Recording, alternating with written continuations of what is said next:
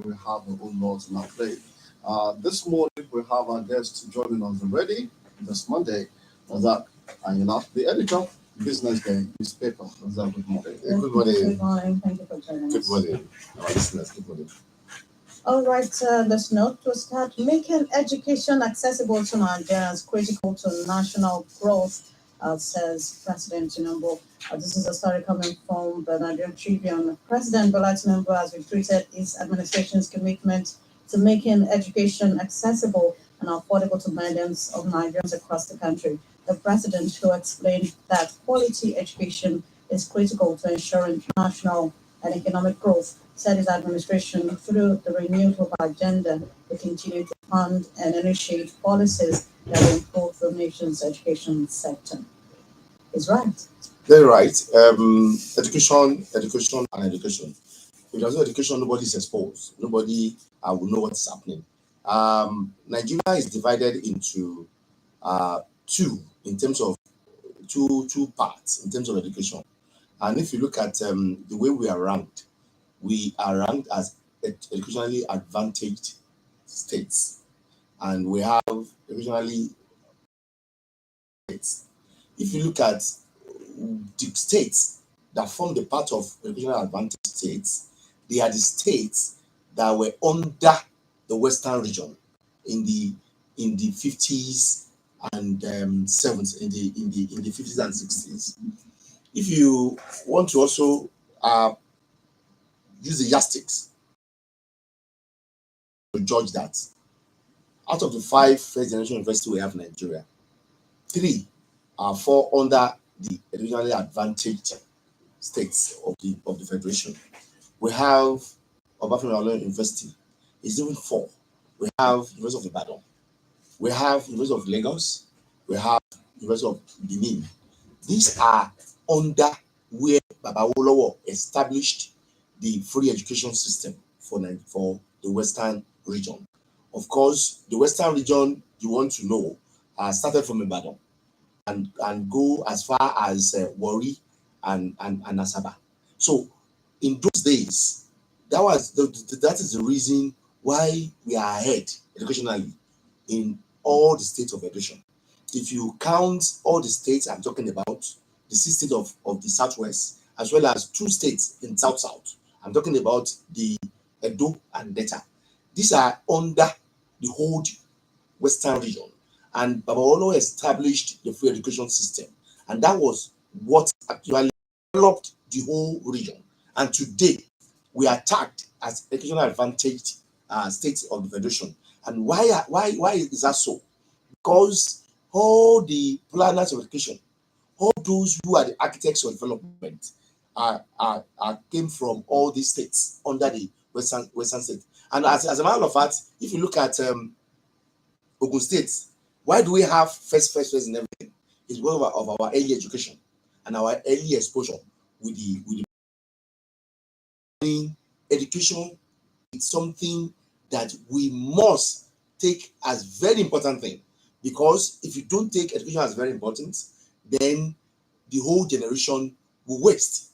So for our generation not to be wasted, for us to maintain the tempo for which Baba Awolowo created in the 40s, 50s, and 60s, we need to educate our young ones so that by the time we are retiring, they will take we must tell our government to ensure that they meet up with UNESCO recommendation on educational budgetary fault. This is very important in order to sustain the tempo created by the lack of Baba Awolowo. And if you want to compare the whole regions that we have in Nigeria, you want to believe with me that Southwest, we are leading. If you are to add Edo and Delta, look at Baba Clark, died recently. If you know the person called John Clark, also come from that, it is even his brother. So these are the people that benefited from Baba Awolowo for education. And today, that access, it's one of the impact of education in any political, social, or economic setting.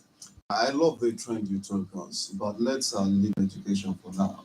There are more explosive issues in the state of Osun, and let's look at such stories. Step away from Adeyinka is newly elected Osun local government bosses. And that's the headline I picked from the Nigerian Tribune this morning. And I'm not going to dwell on that. Let me give you right. On party's platform, who were purportedly reinstated by the Court of Appeal judgment on February the 10th to resume duties in their respective local government secretariats. Okay, that's another story. Then let me give you the last follow-up. APC asks FG to withhold allocation to Osun local governments. The Vanguard is having this story, and it says the All Progressives Congress APC has urged the federal government to withhold allocations to local councils in Osun State, following what the party, the constitution of council heads by the Governor Demola Adeleke-led administration in Osun State. Now, it's like this, just like the law will say that, like the matter is getting to a level that everybody needs to be concerned. You're very right. What you are seeing in Osun State, it's executive recklessness versus legality. And if somebody is reckless, then there's no word you can use to describe such person than recklessness.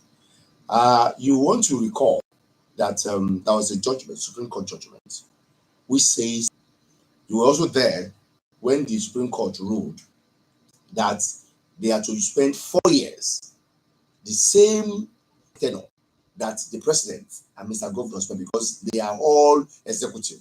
3rd year of government, the federal, the states, and local government. We are also very much aware that the Supreme Court also gave judgment that there must be a financial autonomy for the local government in such a way that money of local government should not pass to the state government. All these have been delivered by the Supreme Court. So for a governor to now think he's above the law and go ahead to terminate and dissolve the tenure of democratically elected local government is nothing but executive recklessness.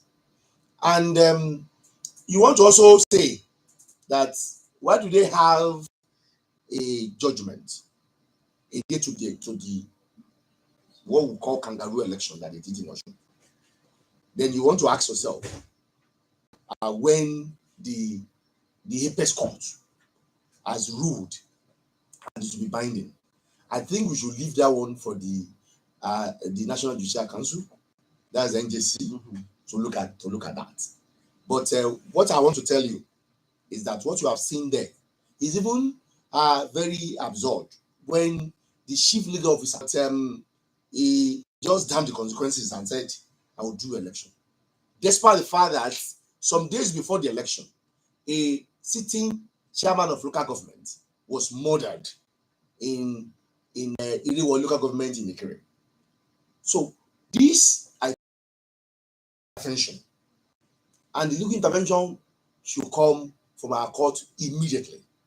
Because for what you've seen the man called Dancing Governor has done, it's nothing but executive recklessness that's been backed by the immunity given to him to destabilize it.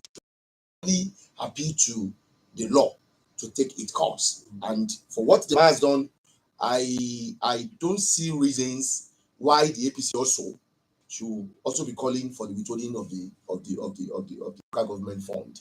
No, we cannot. Yoba, we say let's do the right thing.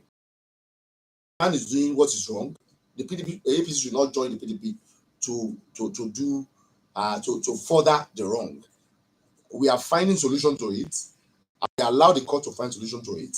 We allow the federal government to come out, because if Attorney General should take the governors to court on behalf of local government, and the Supreme Court has given judgment that no governor has the power to terminate the tenure of local government because they were both democratically elected and they lack power to do that. And if somebody thinks he can arrogate such power to himself after the apex court has given judgment about that, then let's see how the court will rule. Let's see how the law will take its course. So, not the suitability or non-suitability of that advice that the federal government should have withhold the allocation of Osun local government.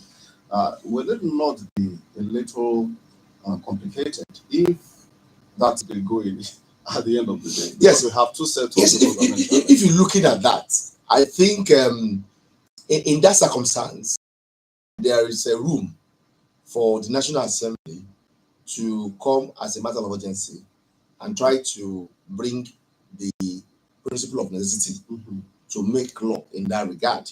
Why do I say that the federal government lack the power to withhold the money belonging to state or local government?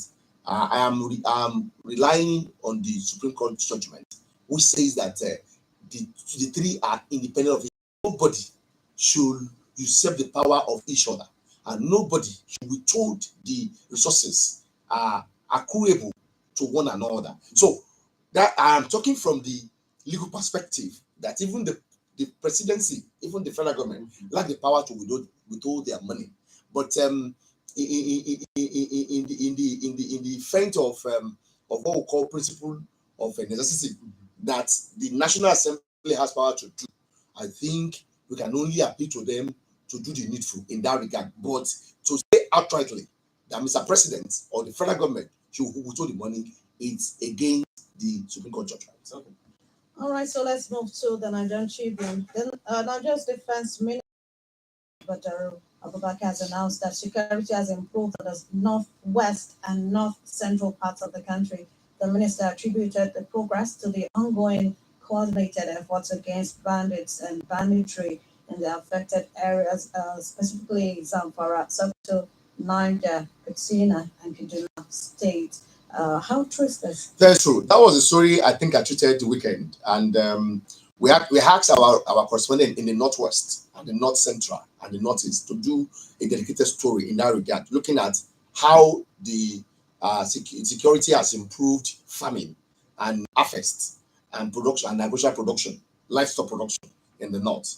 And the story they confirmed to us is that farmers are going back to farm and they are in bumper harvest. That has crashed the prices of foodstuff like millet, like rice, like maize, like beans, like gold and some other things. So they even reported that from 15% to 75%, the prices are falling.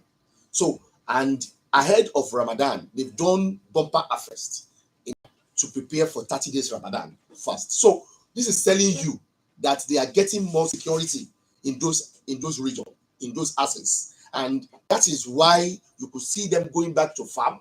That is why you could see them harvesting. That is why you could see them crashing the prices of foodstuff. If you can attest to that, go to market this morning, they will tell you that what they bought in the last 1 month is different from what they are buying today. So that is telling you that security is going back there. Beyond what the Minister of Defense is saying, I think we journalists, we can investigate and get our report. And I am telling you, as news editor of Business Day, for the story that we published today is telling you that security is getting back to the north.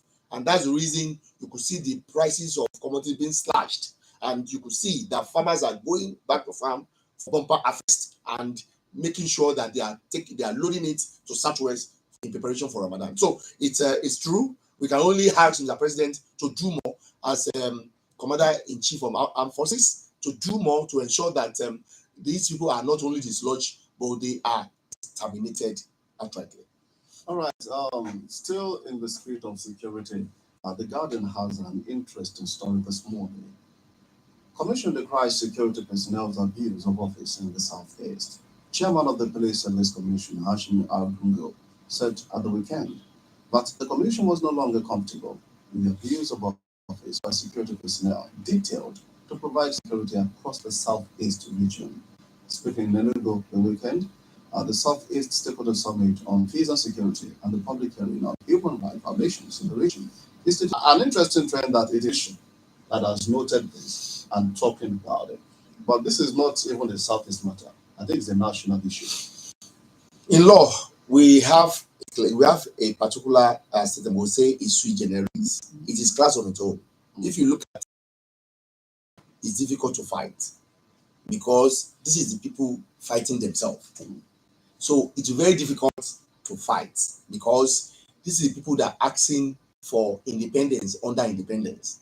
These people that want freedom, that want to create a state within a state. This is a person, this is a group of people that are actually asking for their this is the people that are actually working against laid down rules and regulations of Nigeria as a federal republic as a federal republic. So these people to fight such a group, it will be very, very difficult because a large number of people are abhorring them. And of course, when you have aiding and abetting in one political setting, then to fight in such circumstance, it will be very, very difficult. Have more those that are aiding them than those that are even fomenting trouble and committing crime. So the only thing we can only say is to appeal to the chiefs, to traditional rulers, to community leaders in the southeast that enough of Biafra agitation. Nigeria will hold it together. Whether Hausa, Igbo, Fulani, Yoruba, Ibibio, all of us, we are together in this struggle. We won independence together from the Britons. And let's rule, let's govern, let's be together, let's maintain peace, tranquility. Let's ensure that Nigeria is greater and greatest. Rather than some people trying to say in the name of Biafra, fomenting trouble, committing crime, destabilizing political fulfillment of the country. This is no. And I say no, and I want to tell all Nigerians to say no. And for those who are reasonable among Debos, our brothers, we are brothers and sisters. Enough of all this crime, enough of all this insubordination, enough of all this felony, because it's treasonable felony to say you are fighting the constitutional authority, to say you are having a country within a country. This is, come on, we need to tell our brothers and sisters that are able to forget about these things. Whatever that has happened, these have happened. Let's forget about the bygones are bygones. Let's create, let's turn a new leaf. Let's open a new chapter. Let's ensure that Nigeria is great and greater and greatest. Okay. Okay, Yes, we're wanted hoping that something. Nigeria will definitely become great. Let's come here in Ogun State. I think the state government is actually making some good moves. Going to the story, Ogun State, Nigeria's leading investment destination, is set to benefit significantly as JBS, the world's largest protein producer from Brazil, has expressed interest in investing $2.5 billion in Nigeria's livestock subsector. The controlling shareholder of JBS, Wesley, revealed this during a visit to Ogun State Governor Prince Abiodun recently. This is a nice move. Really. Yes, a very nice move. JBS is a multinational company, and they are very big in terms of life production and business. For them to have come to Ogun State is long overdue. We need that in Ogun State. Enough of relying on the livestock from the Mali, from Chad, from the north. We are going to Ramadan now. You want to know how much money people spend on livestock, how much money people spend during the Leya festival. In fact, if you don't have money to buy clothes, you know that you are going to buy rams or cow, or even some people are even buying camel.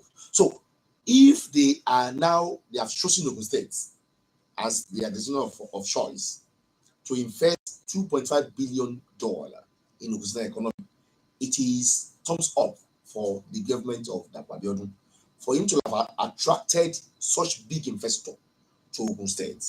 And the only appeal we want to tell them is to ensure that they monitor this investment. Is to ensure that they try to give them land across the regions of Ogun State.